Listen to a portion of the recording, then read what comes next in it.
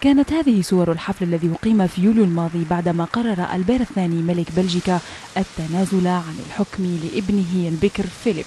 قرار غير مجرى الحياة البلجيكية، ولكنه غير مجرى حياة ألبير الثاني الذي كان يتقاضى أجرا قيمته 11 مليون يورو ونصف المليون سنويا، وأصبح أجره 923 ألف يورو سنويا. ألبير الثاني اليوم في حالة انهيار عصبي، والسبب هو وضعه الاقتصادي. كلنا معنيون، الأمر لا يقتصر عليه فقط. قام بإنجازات كبيرة، ولكنني أظن أن هذا الأجر يكفيه. يقال إنه بحاجة إلى مال أكثر، نود معرفة لماذا.